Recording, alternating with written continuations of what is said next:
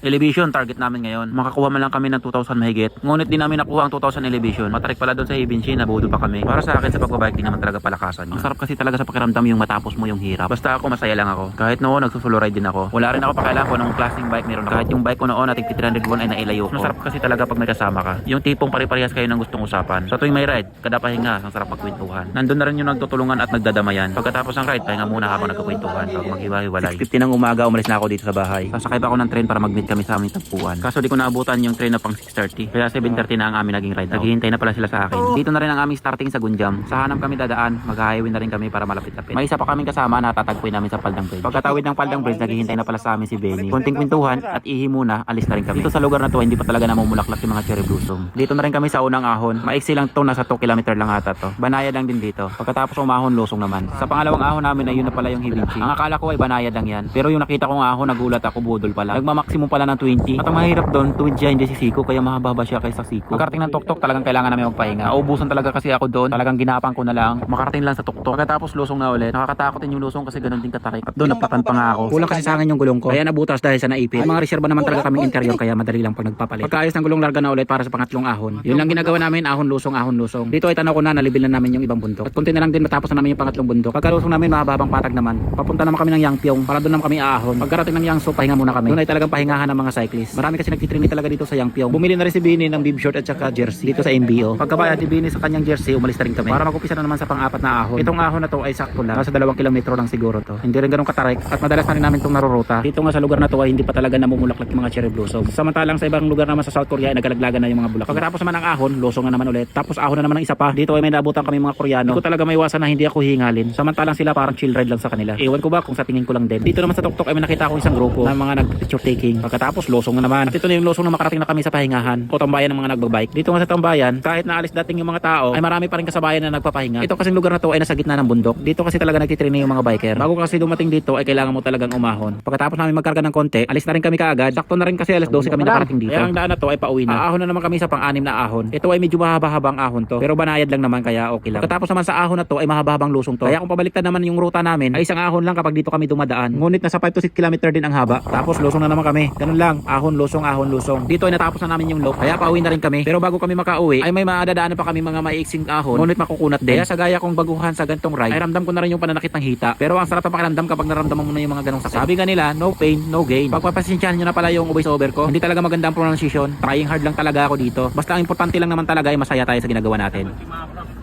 Chris, kaway. Yun. Boss Billy. Yun. Siyempre ako. At nakauwi na nga kami dito kung saan kami nagsimula. Nag-usap-usap muna kami kung saan kami kakain. 2:30 na rin kami nakauwi. Kaya sakto lang talaga yung gutom. May mga baon naman kasi kaming kakanin kaya sakto lang yung oras ng dating namin para kumain. At siyempre sa pagkain pa rin magtatapos ang lahat. Pagkatapos namin kumain, tambay muna kami dito sa teritoryo nila Boss Mario at kina Mark Cres. Dito talaga kami lagi nagtatapos kapag may ride kami.